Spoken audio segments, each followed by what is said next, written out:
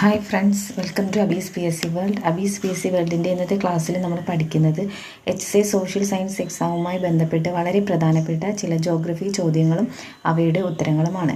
കേരള PSCയുടെ ഏത് പരീക്ഷയ്ക്കായാലും നിങ്ങൾക്കറിയാവുന്നതുപോലെ തന്നെ ജോഗ്രഫി ഭാഗത്തു നിന്ന് ചോദ്യങ്ങൾ ചോദിക്കാറുണ്ട്. അപ്പോഴും നമുക്ക് ജോഗ്രഫി ചോദ്യങ്ങളിലേക്ക് കടക്കാം. ഒന്നാമത്തെ ചോദ്യം വളരെ സിമ്പിളായിട്ടുള്ളൊരു ചോദ്യമാണ്. ഇന്ത്യയിലെ ചുവന്ന നദി എന്നറിയപ്പെടുന്നത് ഏത് നദിയാണ്? ഇന്ത്യയിലെ ചുവന്ന നദി എന്നറിയപ്പെടുന്നത് ബ്രഹ്മപുത്ര നദിയാണ്. ഇന്ത്യയിലെ ചുവന്ന നദി എന്നറിയപ്പെടുന്നത് ബ്രഹ്മപുത്ര നദിയാണ്. ക്ലിയർ ആയല്ലോ ആ ഒരു ക്വസ്റ്റ്യനും അതിൻ്റെ ആൻസർ. ബ്രഹ്മപുത്ര നദിയാണ് ഇന്ത്യയിലെ ചുവന്ന നദി എന്നറിയപ്പെടുന്നത്. അടുത്ത ചോദ്യം, അന്താരാഷ്ട്ര ദിനാങ്ക രേഖ കടന്നു പോകുന്ന കടലിടുക്ക് ഏതാണ്? അന്താരാഷ്ട്ര ദിനാങ്ക രേഖ കടന്നു പോകുന്ന കടലിടുക്ക് ബെറിങ് കടലിടുക്കാണ്. അന്താരാഷ്ട്ര ദിനാങ്ക രേഖ കടന്നു പോകുന്ന കടലിടുക്കാണ് ബെറിങ് കടലിടുക്ക്. അതിന് തൊട്ട് മുൻപ് നമ്മൾ പഠിച്ചത് എന്തായിരുന്നു? ഒന്നാമത്തെ ചോദ്യം, ഇന്ത്യയിലെ ചുവന്ന നദി എന്നറിയപ്പെടുന്നത് ഏത് നദിയാണ്? ബ്രഹ്മപുത്ര നദിയെ ഇന്ത്യയിലെ ചുവന്ന നദി എന്നറിയപ്പെടുന്നു. രണ്ടാമത്തെ ക്വസ്റ്റ്യൻ ആയിരുന്നു അന്താരാഷ്ട്ര ദിനാങ്ക രേഖ കടന്നു പോകുന്ന കടലിടുക്ക്. അതിൻ്റെ ആൻസർ ബെറിങ് കടലിടുക്കാണ്. രണ്ട് ചോദ്യങ്ങളും അതിൻ്റെ ഉത്തരവും ക്ലിയർ ആയെന്ന് കരുതുന്നു. മൂന്നാമത്തെ ചോദ്യം, അന്തരീക്ഷ പാളിയെക്കുറിച്ചുള്ളൊരു ചോദ്യമാണ്. അന്തരീക്ഷ പാളികളിൽ ഏറ്റവും സാന്ദ്രത കൂടിയ ഭാഗമാണ്. ഏറ്റവും സാന്ദ്രത കൂടിയ ഭാഗമാണ് ചോദിക്കുന്നത്. അപ്പോൾ ട്രോപ്പോസ്ഫിയർ ആണ് ആൻസർ.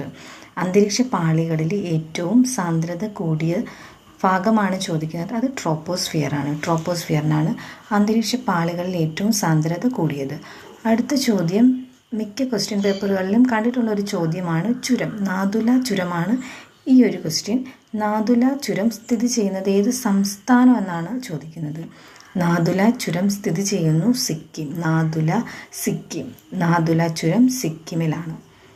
അടുത്ത ചോദ്യം സിമ്പിളായിട്ടുള്ളൊരു ചോദ്യമാണ്. ഭൂപട നിർമ്മാണത്തെക്കുറിച്ച് പഠിക്കുന്ന ശാസ്ത്രശാഖ. അതും ഇമ്പോർട്ടൻ്റ് ആയിട്ടൊരു ചോദ്യമാണ്. സിമ്പിൾ ചോദ്യമാണ്. കാർട്ടോഗ്രാഫിയാണ്. കാർട്ടോഗ്രാഫി എന്ന് പറയുന്നത് ഭൂപട നിർമ്മാണവുമായി ബന്ധപ്പെട്ടിരിക്കുന്നു. ഇപ്പോൾ 5 ചോദ്യങ്ങളും അതിൻ്റെ ഉത്തരങ്ങളും ക്ലിയർ ആയോ? ഇന്ത്യയിലെ ചുവന്ന നദി ഏതായിരുന്നു? ബ്രഹ്മപുത്ര ആയിരുന്നു. അന്താരാഷ്ട്ര ദിനാങ്ക രേഖ കടന്നു പോകുന്നത് ബെറിങ് കടലിടുക്കിലൂടെ ആയിരുന്നു. അന്തരീക്ഷ പാളികളിൽ ഏറ്റവും സാന്ദ്രത കൂടിയത് ട്രോപ്പോസ്ഫിയർ ആയിരുന്നു. നാഥുല ചുരം സ്ഥിതി ചെയ്യുന്നത് സിക്കിമിലാണ്. ഭൂപട നിർമ്മാണത്തെക്കുറിച്ച് പഠിക്കുന്ന ശാസ്ത്രശാഖയാണ് ഏതാ? കാർട്ടോഗ്രാഫി എന്നുള്ളത്. ഇപ്പോൾ അടുത്ത ചോദ്യങ്ങളിലേക്ക് നമുക്ക് കടക്കാം. അടുത്തത്, ഭൂമധ്യരേഖ കടന്നു പോകുന്ന ഏക ഏഷ്യൻ രാജ്യം ഏതാണ്? ഭൂമധ്യരേഖ കടന്നു പോകുന്ന ഏക ഏഷ്യൻ രാജ്യം എന്ന് പറയുന്നത് ഇന്തോനേഷ്യ. ഏഷ്യൻ രാജ്യം ഇന്തോനേഷ്യ. അങ്ങനെ കണക്ട് ചെയ്യുക.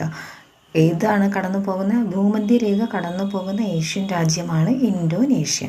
അടുത്ത ചോദ്യം, ഇന്ത്യൻ മഹാസമുദ്രത്തിലെ ഏറ്റവും വലിയ ദ്വീപാണ് മഡഗാസ്കർ. ഇന്ത്യൻ മഹാസമുദ്രത്തിലെ ഏറ്റവും വലിയ ദ്വീപ് എന്ന് പറയുന്നത് മഡഗാസ്കർ ആണ്. ഭൂമധ്യ രേഖ കടന്നു പോകുന്ന ഏക ഏഷ്യൻ രാജ്യമാണ് ഇന്തോനേഷ്യയാണ്. ഇന്ത്യൻ മഹാസമുദ്രത്തിലെ ഏറ്റവും വലിയ ദ്വീപാണ് മഡഗാസ്കർ.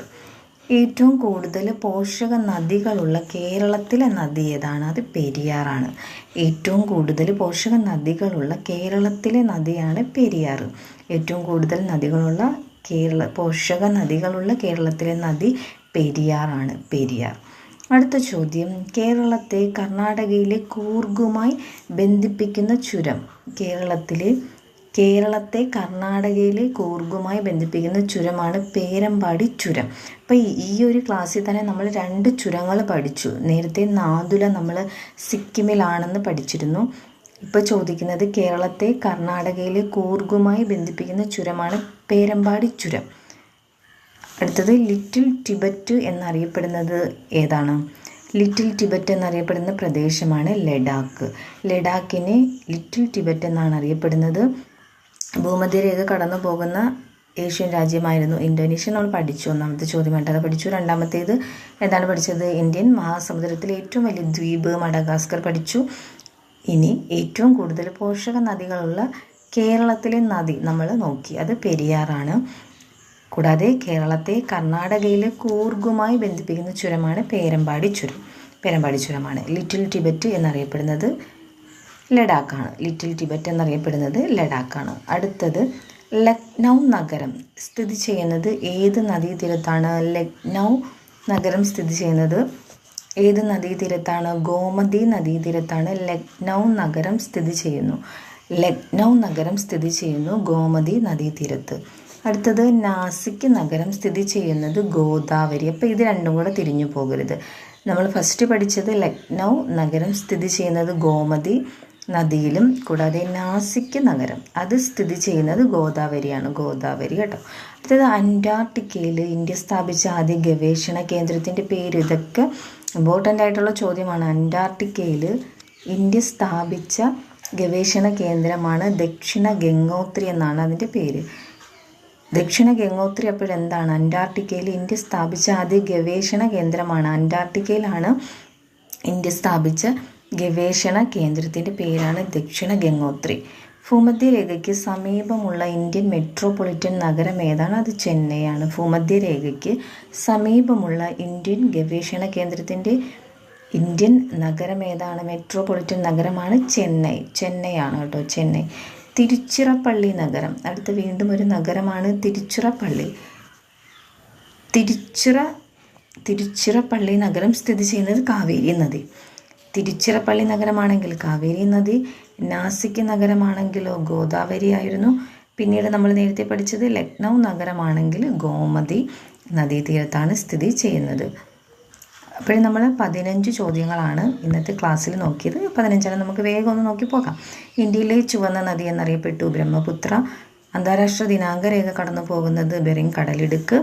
അന്തരീക്ഷ പാളികളിൽ ഏറ്റവും സാന്ദ്രത കൂടിയത് ട്രോപ്പോസ്ഫിയർ. നാഥുല ചുരം സിക്കിമിൽ. ഭൂപട നിർമ്മാണത്തെക്കുറിച്ച് പഠിക്കുന്ന ശാസ്ത്രശാഖ കാർട്ടോഗ്രാഫിയാണ്. ഭൂമധ്യരേഖ കടന്നു പോകുന്ന ഏഷ്യൻ രാജ്യമാണ് ഇന്തോനേഷ്യ. ഏഷ്യൻ രാജ്യം ഇന്തോനേഷ്യ. ഇന്ത്യൻ മഹാസമുദ്രത്തിലെ ഏറ്റവും വലിയ ദ്വീപാണ് മഡഗാസ്കർ. ഏറ്റവും കൂടുതൽ പോഷക നദികളുള്ള കേരളത്തിലെ നദി പെരിയാറാണ്.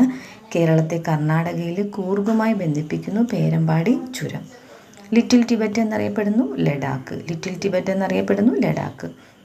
ലക്നൗ നഗരമാണെങ്കിൽ ഗോമതി നദിയും, നാസിക് നഗരമാണെങ്കിൽ ഗോദാവരിയും, അതിൻ്റെ കൂട്ടത്തിൽ നമുക്ക് തിരുച്ചിറപ്പള്ളി നഗരവും കൂടെ അങ്ങ് പഠിക്കാം. അത് കാവേരിയാണ്. അപ്പോൾ തിരുച്ചിറപ്പള്ളി നഗരം എന്ന് പറയുന്നത് കാവേരി നദീതീരത്തും, നാസിക് നഗരം എന്ന് പറയുന്നത് ദാണ്ടെ ഗോദാവരി നദീതീരത്തും.